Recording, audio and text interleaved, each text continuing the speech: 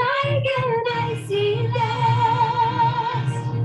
I'm never going back. The past is in the past. Let it go, let it go. And I'll rise like the break of dawn. Let it go, let it go. So you might be wondering, in the light of day, you might be wondering, why am I having a karaoke sing-along to Let It Go when we're supposed to be doing a shiur on sleep? I thought, Neely, this was the episode on how to go to sleep like a mensch.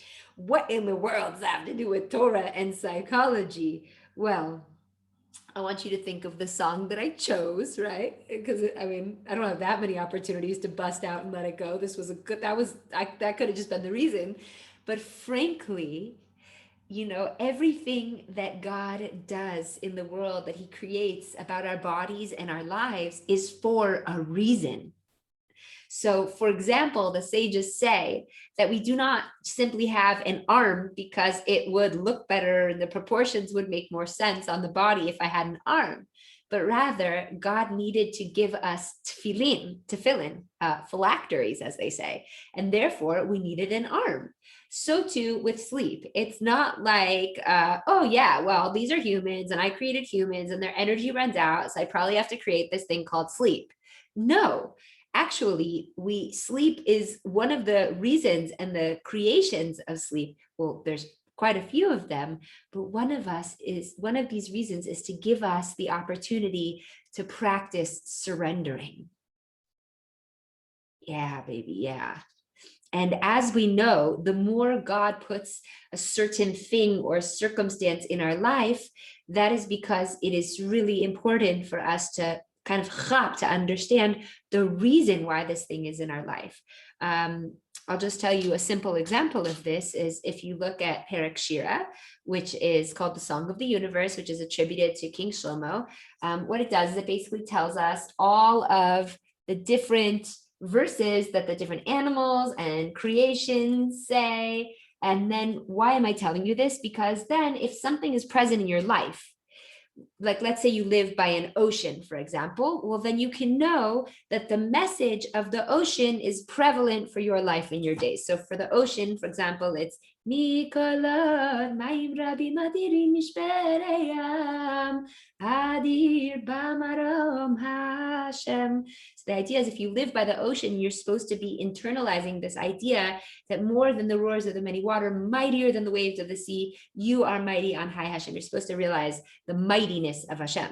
Or another example, which perhaps we'll do an entire episode on, is why do we have to go to the bathroom so often? Like, couldn't God have created a different system or like doubled the size of our bladder? Like, come on, God, especially for women, especially for pregnant women. Oh my goodness, right?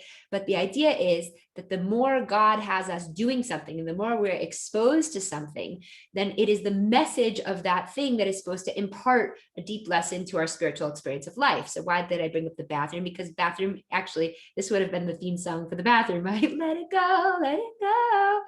But for reals, right? There are ideas in New Age philosophy and psychology, but as well as from Torah sources, that going to the bathroom is a daily routine of training us in how to let go, how to release, how to let go of the stuff that's not good for us. Or for example, just on one foot, if you are struggling with constipation, then again, you probably need to practice letting go and releasing. And if God forbid you're struggling with diarrhea, sorry to just say the words, but this is an educational setting, so that's what we're going to do, then perhaps you're letting go too easily. And even our, besides for the fact that our bathroom can educate us on our nutrition and how we're eating and if we're hydrated, it is this constant daily routine where we have to practice letting go. And so that's one of the reasons that at least I believe that we have to use the restroom so often in this human experience. So if, like using the restroom so many times a day, we also sleep for essentially a third of our lives, or if you don't, I bless you to get some more sleep, then clearly if this is a third of our lives, so whatever is happening in this whole sleep adventure must be tremendously significant for the messages that we're supposed to internalize about how to live this spiritual existence while sanctifying sleep. Because as we know, there are many things in life that either we can take for granted and not put intention into, or even corrupt and make evil, or we can take the same very thing and elevate it, sanctify it, have intention behind it. So the classic examples of this are, of course, eating and sexuality, right? I can make my eating into the most precious ceremony of thanks and gratitude and fulfillment, or I could turn my eating into achilat gas, right? Like just like eating, like binging, or just like not thinking or not blessing, right? So these things are called something with a klipat noga. This idea of klipat noga comes from the Tanya. This is the Alter Rebbe's work. This comes from Chabad Chassidut, and they express this idea of klipat noga again, which is that you can take a given thing and it can lean either way. So we said about eating, sexuality, you can imagine it could be the highest, most uniting, appropriate, or even, God forbid, on the other side, it could even hurt somebody, or so on and so forth. So too with sleep. And yet every night we get this opportunity to either take our sleep and make it meaningless, or, and hold on to all sorts of things and be uncomfortable and have anxiety and then wake up feeling even worse. Or we could take this idea of sleep, this third of our life, and sanctify it and elevate it and let our surrendering be a way to bring what is called hitchadshut into our lives, renewal, newness. Hitchadshut, it has the word chadash at its shoresh, at its root. Chadash means new, to make new. And again, Rabbi Nachman of Breslov was huge about hitchadshut, starting over. Or another example of this is Rabbi Pliskin. I had the privilege once of having a one-on-one meeting with him in his office. And of course I went in because I wasn't in such a good place and I needed help. I needed someone to kind of snap me out of my vibe. And he would do this thing all the time where he would just be like, change your state. And, like a lot of, again, this is like a very new age philosophy. Like if you tune into Tony Robbins or any of these self-help gurus, you'll see that they try to help snap people out of their state, because what happens is the Yetzer Hara, the evil inclination, is so determined to win us over and to win our emotions, that it will keep us stuck and heavy, and it will keep us like in the old and unable to move into the new. So if we utilize sleep correctly by surrendering, then what we're doing is we're essentially clearing out an area to receive what's new. One of my favorite analogies for this, I'll just show you. If you have a pen in your hand and you're holding on tightly to it. So now this is me going to sleep and I'm holding on tightly, perhaps to bitterness, resentment, discomfort, anger, disappointment, guilt, shame, anxiety, or sadness.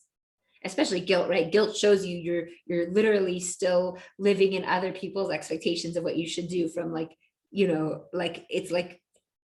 it's not even mine, right? Or anxiety shows us that we need to wake up right now in the present. And perhaps when you're going to sleep, you don't want to wake up, but to wake up to the fact that you're stuck in the past, you're living in fear. Anxiety is a fear of the past or the future, or it's nothing to do with this moment. So I'm holding on. Another example of this, they say, is like okay, I'll just get to this and I'll tell you the example. So if you're holding on to the pen and someone wants to give you something new, as long as you're holding on to that pen, you're not going to receive the new because your hand is closed. And sometimes what we really instead want to do is we want to let go of that thing. We want to surrender it. And then essentially our hand is open. And sometimes in life, it feels like whatever that thing we're holding on to is being ripped out of our hands, but still then our hand is left open to receive the new. So for hitchadshut, we first have to surrender and release, and then God is like, oh, sweet, you're open to receive more. Look, you're following in my footsteps. Amazing. You've opened your hand to receive. That's awesome. So now I could fill you with newness. And so you can imagine, like, it's a really great way to usher in these qualities, not just for sleep, but for the rest of our life. But again, because we practice sleep 1/3 of our lives, it's impactful. Okay, so, all right. So yeah, and the more we're holding on to any of these uncomfortable emotions, they sort of are like, they're like strings. It's like almost like fascia in the air that like keeps us like stuck and connected and down. and we're tied to what was, and we don't have the inability. Or the other example I was going to explain to you is on Yom Kippur, the rabbis often explain that if you are going to the ritual bath, to the mikveh, but you're holding an impure creature like a lizard, a sheretz, they say, you can't get purified in the mikveh, in the ritual bath, if you walk in there with a dead lizard in your hand. Can you imagine how gross? Gross, nasty. So if you try to go into the ritual bath to cleanse yourself, but meanwhile you're holding on to impurity, how do you expect yourself to emerge pure? So it's interesting because one of the practices we're going to discuss in this episode, which is called a cheshbon hanefesh, which is called an accounting of the soul, is something that is also very much connected to what we do when we practice Yom Kippur. So those analogies are there. Okay, so first we're going to learn a little bit more about the idea of sleep in Judaism and a few examples that come up. And then we're going to learn about 4 different tricks to help us surrender, release, and go to sleep like a mensch. And again, and you could see, like, I don't have to explain why this would fit into a Torah and psychology mode. This is one of the places our psychology is involved the most. Especially, a lot of people know this because, again, they do have challenges sleeping. A lot of people need to take sleeping medicine or smoke a fat joint or drink a fat glass of wine just to help them sleep. So we see, like, if we're in a state that we cannot sleep, so what does that imply about my headspace, about my psychology? Am I unable to rest and relax? Am I unable to let go and surrender? Am I unable to feel at ease? Because if your body is unable to feel at ease, then certainly your mental state is also struggling with feeling at ease.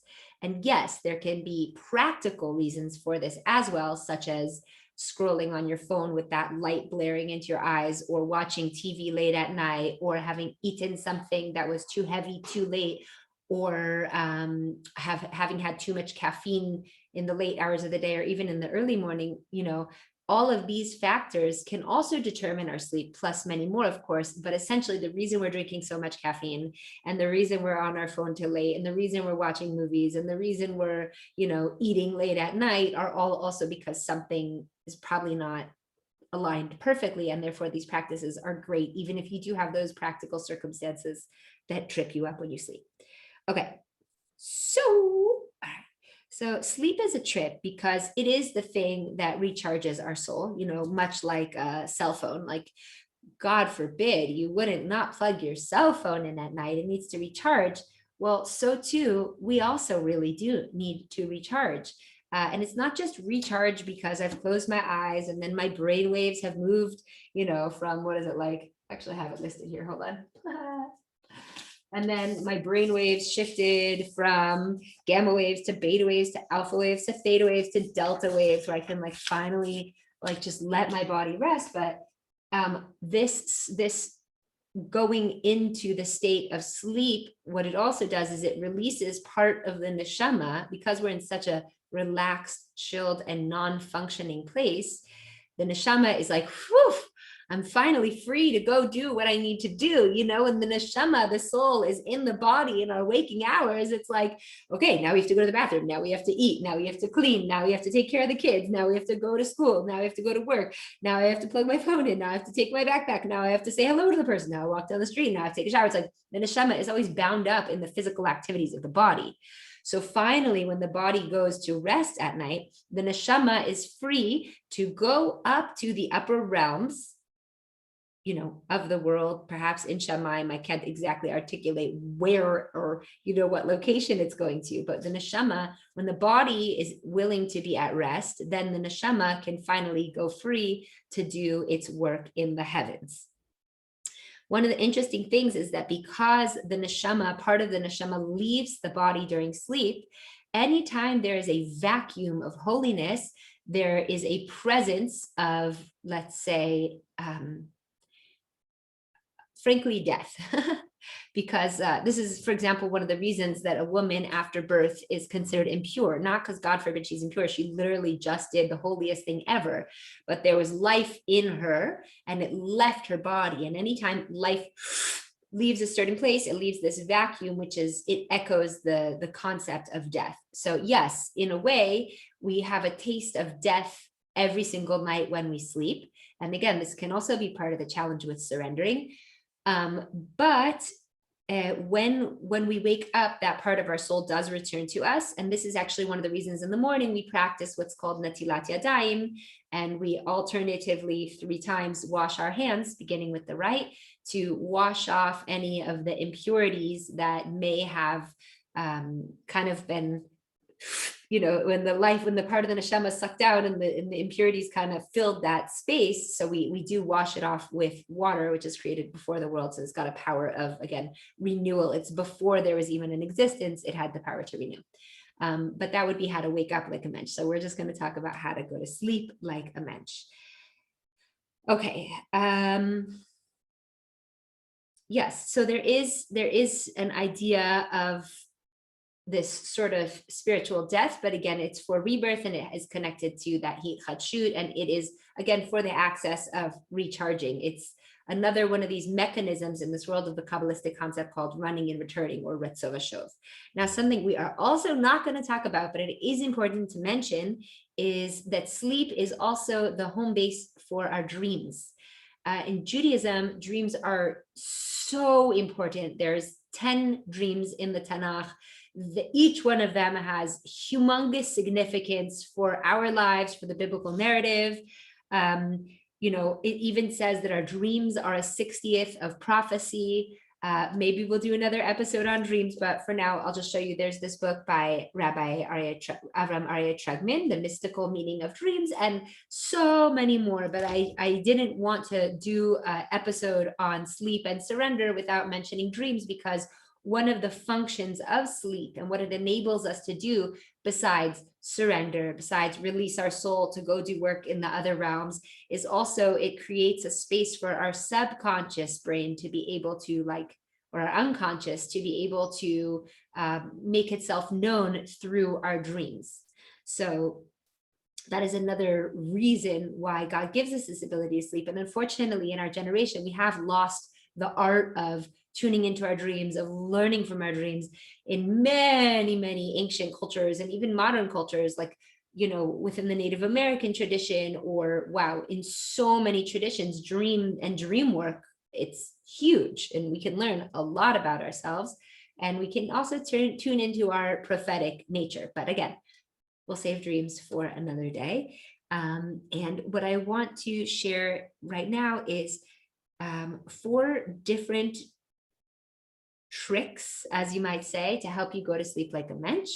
The first of these is simply saying the bedtime Shema. Now, maybe you know about this, maybe you don't, but there is a prayer before retiring at night, and you can find it in most Sidurim, in most prayer books. And a lot of people are taught growing up as a Jew that you simply say Shema, Shema Yisrael, Hashem Elokeinu, Hashem Echad, Baruch Shem Kevod, and then Ve'ahavta, and you go to sleep.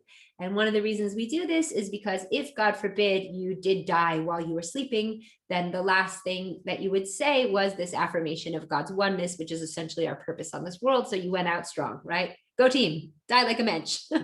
God forbid, everybody should live till 120. And that is true. And that is awesome. And I bless all of us to do that.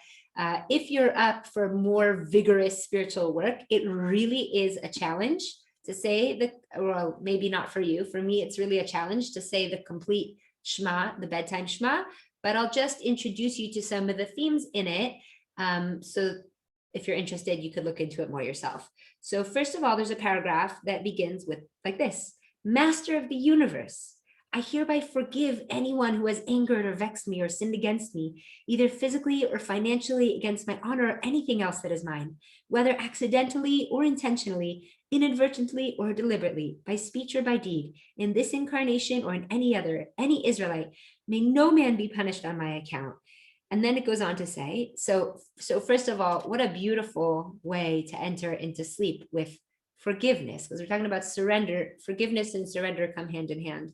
Then it says, may it be your will, Lord my God and God my forefathers, that I shall sin no more, nor repeat my sins, nor shall I again anger you, nor do what is wrong in your eyes. The sins that I've committed. So it's a way of doing tshuva, essentially. And essentially all of these practices where we go to sleep and we surrender involve doing tshuva. And tshuva means returning to my innate holiness by reflecting upon my behaviors of that day. It goes into then there's a prayer for lying us to sleep and asking for divine protection. It goes into the Shema itself. It has a bunch of different beautiful mantras that include the priestly blessing, Yevarechecha Hashem Vishmerecha. That has a few psalms in it. It has the opportunity to, again, say a complete confession. There's also mystical prayers involved. And finally, there is the blessing of what is called Hamapil, which is basically blessing God who allows us to sleep, and asks us that God take care of us, whether it's that we're sleeping or that we're going up. Okay, so that's an overview of the Shema. And if you do connect to the nighttime Shema, rock it, my friend. You got this. It's amazing. Again, I personally struggle with it sometimes, so I'm embarrassed to admit it, but we're all on a journey. So sometimes I only say just the Shema in the paragraph, but don't do as I do. If you have the energy or the koach to say the Shema, that's awesome. But that's the traditional format. And as you know me, I am less into the traditional formats of things. Okay, that's so not true. I totally honor our tradition. It's just I struggle with them sometimes. And so I imagine other people do as well, which is why I make these episodes to sort of break it down for those of us that are kind of learning from, let's say, a secular background or a more spiritually oriented background. So here's some more alternatives. So the second one is super awesome. It is called a cheshbon hanefesh. And I just learned that Rabbi Alona Nava in Sfat, what he does is he keeps a pen and a paper in his pocket all day long. And every time he messes up, let's say he gossips, I'm not saying he does, but let's say he gossips, let's say he, sometimes we do this thing, at least I do, where I start a prayer and I end up I'm blessing God for having given for crackers. And at the end of the bracha, I'll end up saying, but thank you, blessing for going to the bathroom, because I just wasn't paying attention. So that would be a sin because I'm not being careful with my thanks. So you write down all your sins. He writes all his sins down on a note. And apparently that's what he uses at the end of the day to do an accounting, a cheshbon, like a cheshbon, like when you ask at a restaurant for the cheshbon, you're asking for the receipt. It's an accounting of your day. And cheshbon hanefesh is an accounting of your soul. So cheshbon hanefesh could be practiced in many different ways. Again, this is something Rabbi Nachman really, really recommends doing. I have found that when I practice this well, or my students practice it well, it can be life-changing. And essentially, it's reflecting upon your day. Different people have different ways of doing it. I enjoy keeping a notebook by my bed. And for me, if it's not easy at the end of the day when I'm tired, because I'm actually a morning person, so at the end of the day, I'm like, take me to your leader, I'm just gone. So I like to keep it really simple. So I do one good thing I did today, one less than good thing I did today, one thing I could have done better, because those are often different. Like, let's say I gossiped again, but I'm really struggling in it, then I'm not going to commit to doing better the next day. And that I want to commit to something I really will apply to my life. One thing I want to choose to take on tomorrow.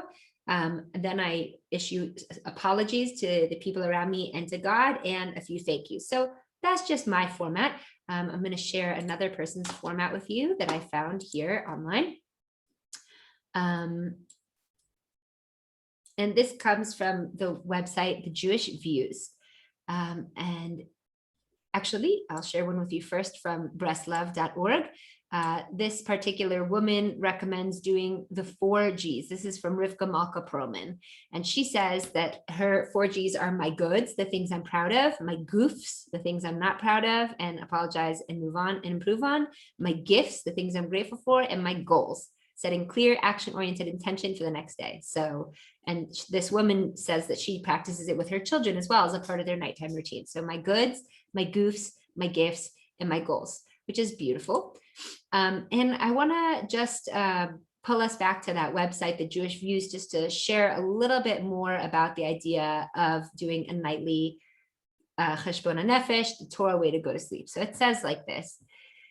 It says, the Mishnah Brura strongly recommends that we make a personal accounting, a cheshbon hanefesh, before we retire every night. He suggests that we review the day's events and scrutinize whether we tripped up with such sins as lying, mockery, laughing at people, embarrassing people, speaking lashon hara, And he urges a special, careful daily audit in the areas of neglecting Torah study.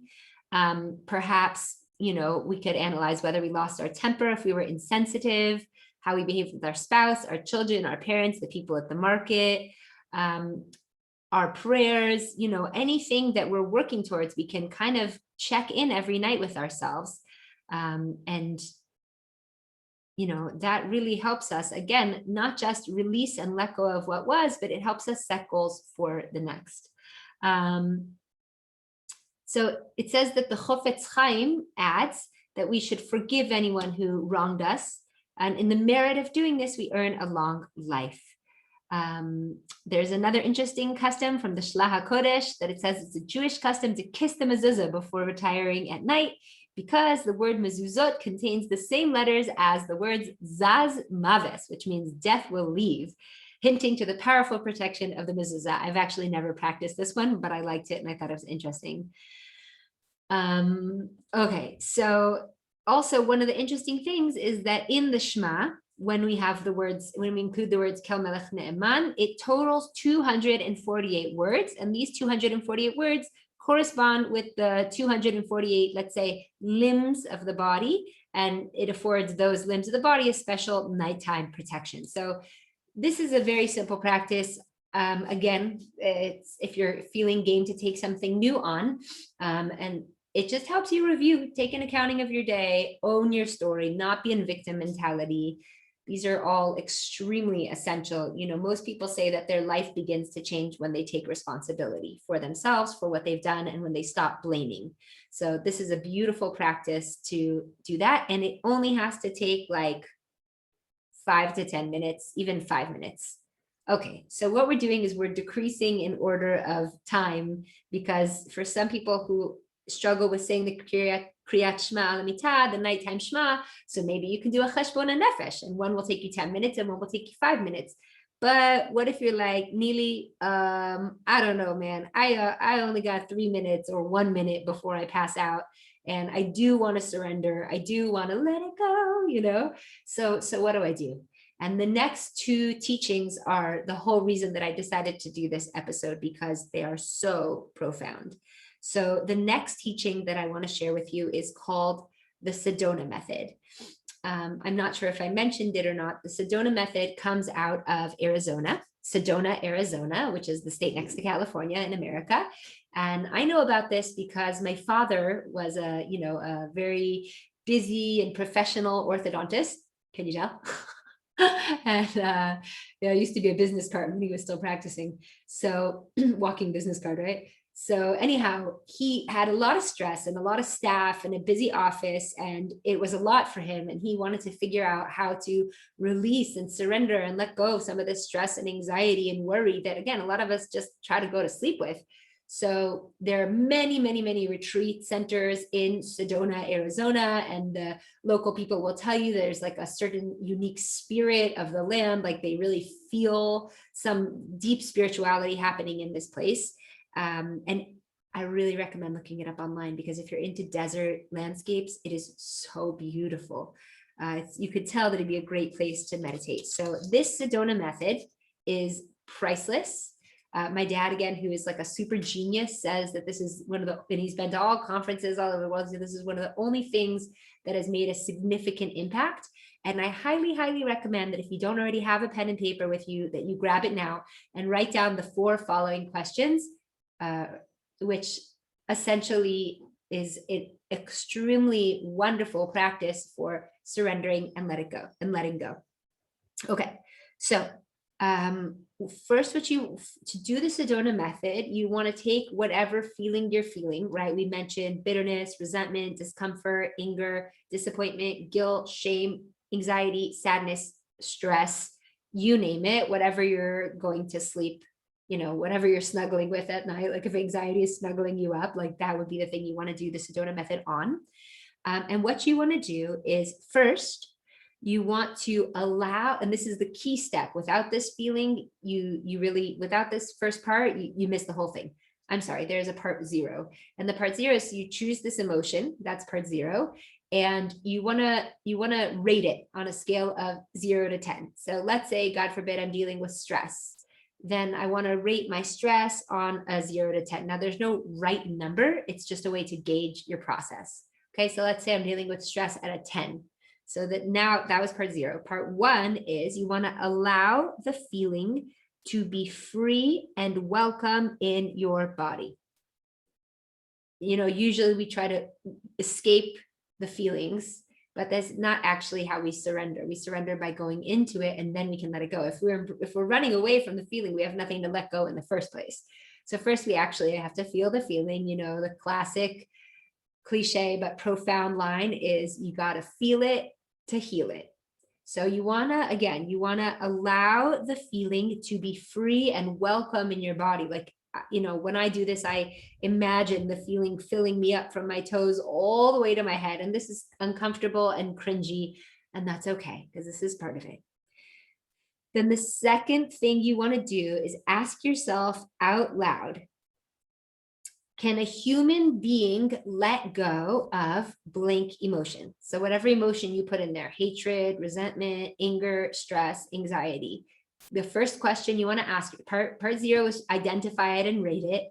Part 2 is allow the feeling to feel free and welcome in your body. Part 3 is, can a human being let go of said emotion?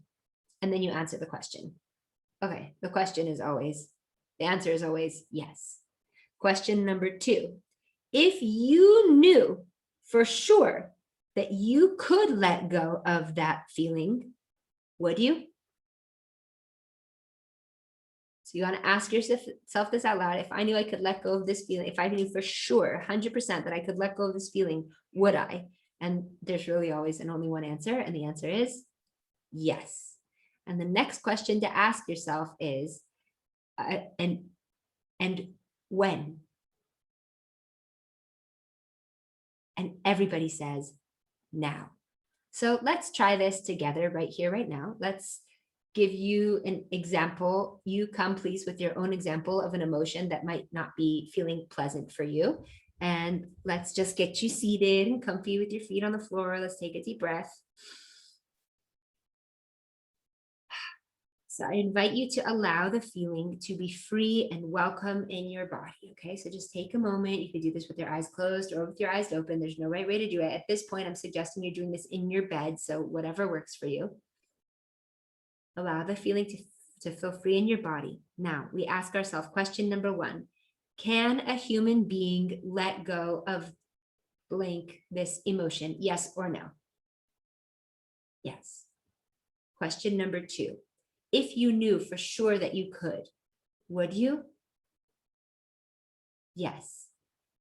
And when? Now. So then what you do, and this is really, really powerful work, then what you do is you take a deep breath after you do it, and then you rate the emotion again. And through that, you can really help release and surrender. And the reason this works is frankly, because as humans, we're intelligent creatures, and this uses deductive reasoning. So if I understand, if I first welcome the feeling to be free in my body, so I'm in tune with myself, and then I ask, can a human being let go of this emotion? And they ask yes or no, and the answer is yes. And if I knew for sure that I could let go of this emotion, would you let it go, yes or no? And the answer is yes. And you want to actually include out loud for yourself, yes or no. And you can also do this with your partner, with a spouse, with a child, or you could do it for yourself. And when would you let it go? Now. And you continue to do this in cycling patterns. And this can take, even if you just do this for 1 minute or 2 minutes, there's your 2-minute bedtime routine to help you surrender and let go. And then we've practiced exactly what God is wanting us to do, especially because God is a God of compassion. Not, we often think of this as he's compassionate for others, but he's compassionate for us, because we know that when we are holding on to a grudge or an emotion, that it's like stirring a pot of poison for someone else, but then drinking it myself, says my teacher, Leah Golem, right? That's essentially what holding on to a grudge or any of these negative emotions are. And again, this surrendering practice can really help actually alkalize the body. because if you have learned about alkalines and acidity and acids, this is the pH balance of our body. And when we are holding on to an emotion too tight, or we're not surrendering, we're all out of whack. And for example, cancer can only grow in an acidic temperament, in an acidic pH in the body.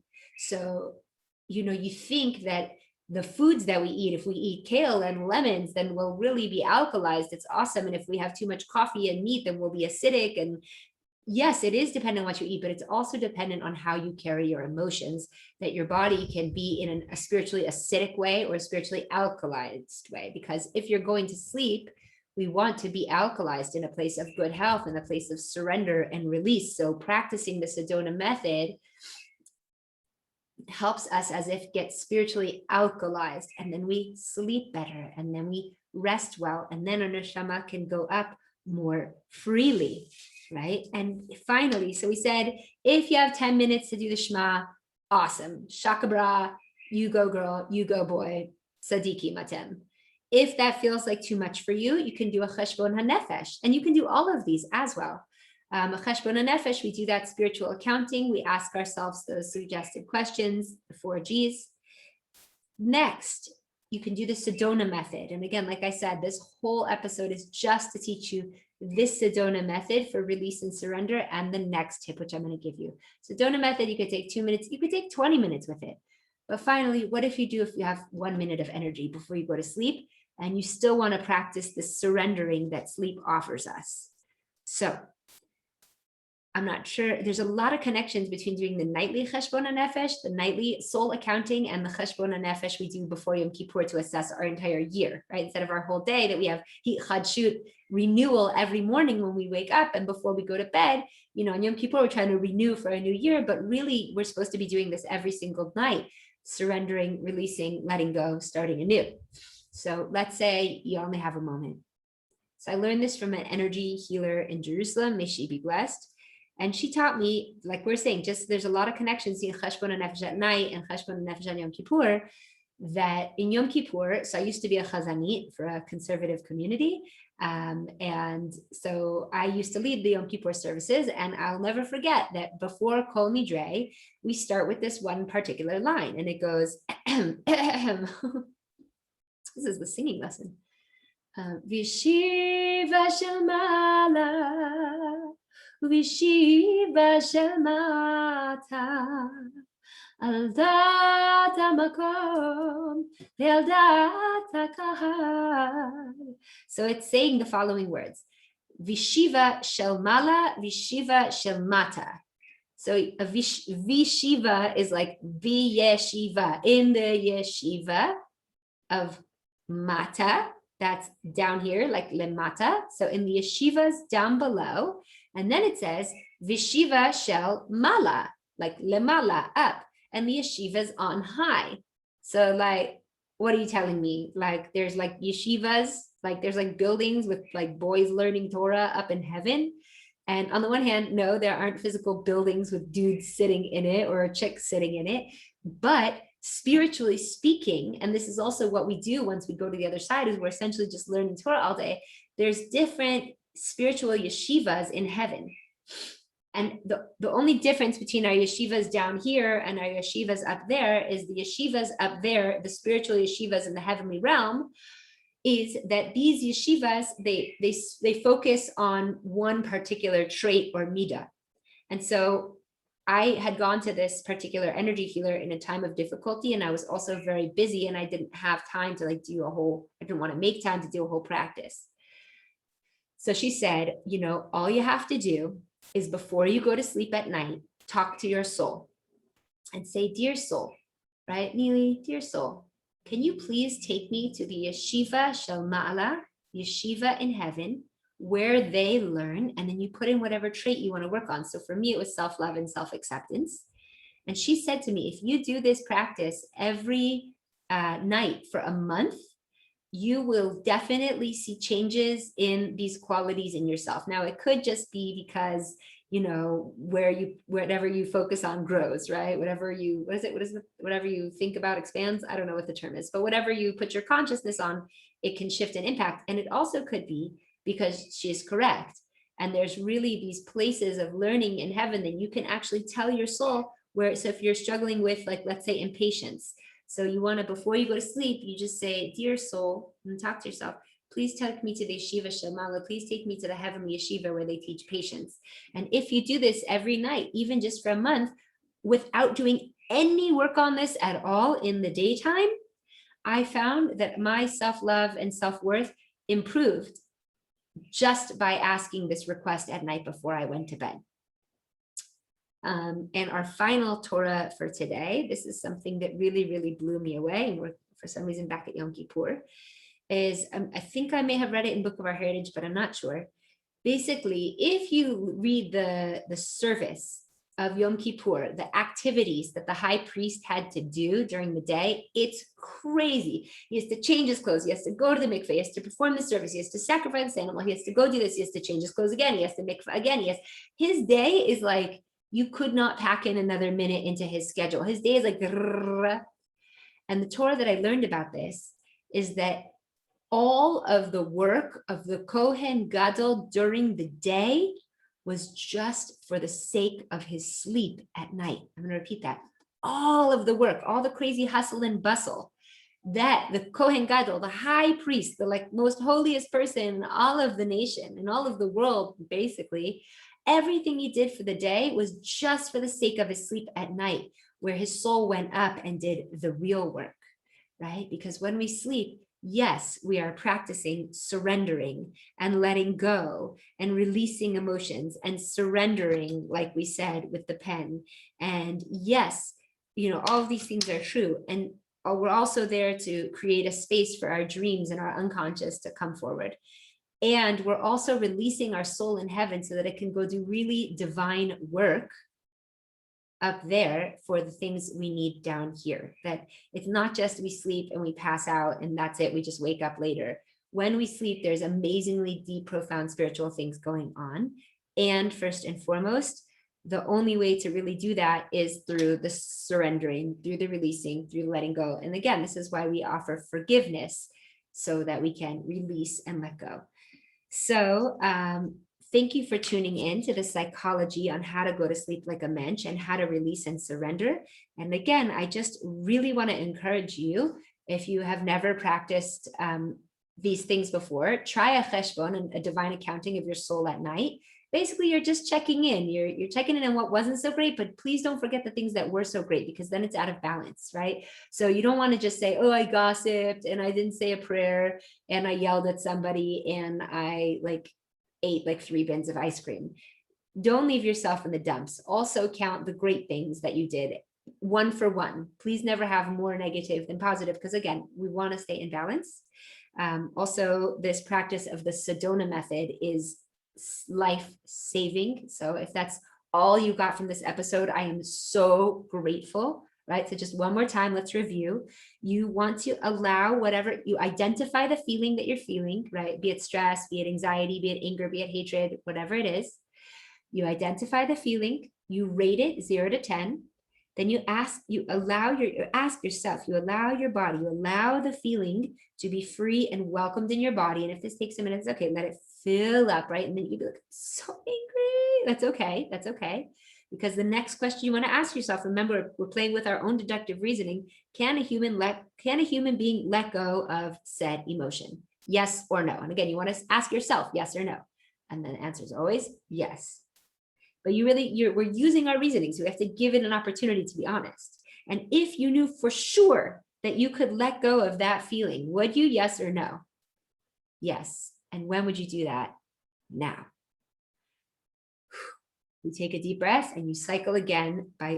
Always before each round, you want to allow the feeling to be free and welcome in your body, and then you do the processing questions.